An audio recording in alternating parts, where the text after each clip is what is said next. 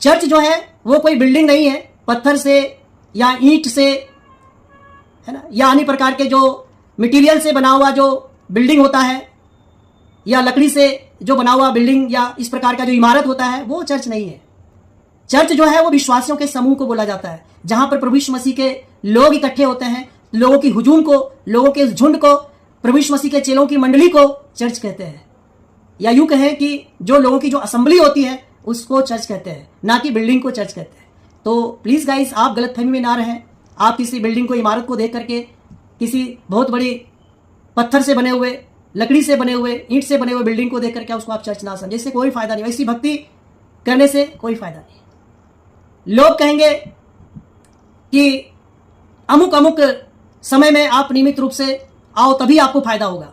ये क्या बात है भाई? क्या प्रभु अमुक अमुक समय का प्रभु है? या अमुक अमुक जो लोग त्योहार जश्न मनाते हैं सिर्फ उसका प्रभु है? नहीं, परमेश्वर तो 24 आवर आपका है। वो हमेशा का प्रभु है। हर क्षण, हर पल, हर घड़ी आपके साथ रहना चाहता है प्रभु, और आपके साथ है, ऐसा आपको जानना और मानना पड़ेगा। लोग कहेंगे कि फ्राइडे को आप उपवास करो क्योंकि उस दिन प्रभु यीशु मसीह क्रूस पर चढ़ाए गए थे। लोग कहेंगे कि रविवार को ही आप आराधना करो क्योंकि यीशु मसीह उस दिन मृतकों में से जी उठे थे। जबकि जो प्रभु यीशु मसीह के जो चेले थे, वो लोग प्रतिदिन मंदिर के उसारे में इकट्ठे होते थे। वहां पर उनकी मंडली जुड़ती थी, प्रभु यीशु मसीह सारे चेले लोग प्रतिदिन इकट्ठा होते थे, है ना। तो वो प्रतिदिन का परमेश्वर है। वो 24 आवर वो आपके साथ रहना चाहता है, आपके अंदर है वो, ये जानना पड़ेगा। ऐसा नहीं कि आपके दशमांश लाने से आपको परमेश्वर के राज्य में एक्सेस मिल जाएगा। अगर आप ऐसा सोचते हैं, ऐसी शिक्षाओं और ऐसी मान्यताओं को आप फॉलो करते हैं, तो दुर्भाग्य है। ऐसा प्रभु ने नहीं कहा कि ऐसा दशमांश लेकर के आओगे, बहुत बड़ा चढ़ावा लेकर के आओगे, दान पुण्य करोगे तो आप परमेश्वर के राज्य में प्रवेश कर जाओगे। ऐसा नहीं है। प्रभु ने सिंपल और सरल शब्दों में कहा कि मन फिराओ।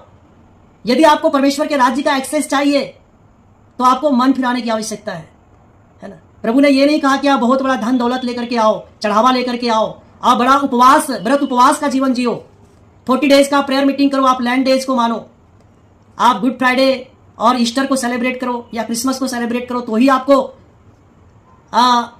परमेश्वर के राज्य में एक्सेस मिलेगा। ऐसा प्रभु ने नहीं कहा। अच्छी बात है, संगति प्रतिदिन करनी चाहिए, जब भी मौका मिले संगति करनी चाहिए, लेकिन अच्छी शिक्षाओं के साथ, खरी शिक्षाओं के साथ। जो यीशु मसीह ने सिखाया नहीं, उन बातों को या उन मान्यताओं को लेकर के संगति करने से भी कोई फायदा नहीं होने वाला है। आप संगति करते रह जाएंगे, आप अपनी हाजिरी उस बिल्डिंग में लगाते रह जाएंगे, लेकिन जीवन में कभी भी परमेश्वर की ना तो आशीष को आप देख पाएंगे, ना तो परमेश्वर के राज्य में आप एक्सेस को हासिल कर पाएंगे, क्योंकि परमेश्वर का राज्य जो है वो